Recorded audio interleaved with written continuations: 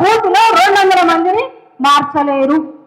రాజ్యాధికారం ఎక్కడుందంటే నాకు ఒక మహనీయుడు చెప్పాడు, ఒక election commissioner, chief election commissioner, అమ్మ రాజ్యాధికారం ఎక్కడుందంటే బూత్ లో ఉంది. పోలింగ్ బూత్ లో ఒక నాయకుడు ఉండాలి మన తరపున. ప్రతి పోలింగ్ బూత్ కి ఒక నాయకుడు, ఆ పోలింగ్ స్టేషన్ లో కూర్చొని ఒక ఏజెంట్ మన తరపున ఉంటే రాజ్యాధికారం వచ్చినట్టే. కాబట్టి బీసీ జేఏసీకి నేను విన్నవించేది ఏంటంటే, ఎన్ని పోలింగ్ బూతులు ఉన్నాయో ఆ పోలింగ్ బూతులలో మన నాయకుడు ఉండాలి, అంటే అక్కడ కంటెస్ట్ చేయాలి, వాళ్ళ తరపున ఒక ఏజెంట్ ఉండాలి. ఇంకోటి, ఖమ్మం జిల్లాలోనే ఈ ఆవిర్భావ సదస్సు పెట్టి ఈ జిల్లాలోనే ఫస్ట్ మనం సక్సెస్ ఎందుకు కావాలంటే, ఆంధ్ర తెలంగాణ విడిపోయిన తర్వాత తెలంగాణ రాష్ట్రానికి కమ్మలు రెడ్లకు, ముఖ్యంగా కమ్మలకు కంచుకోట ఖమ్మం.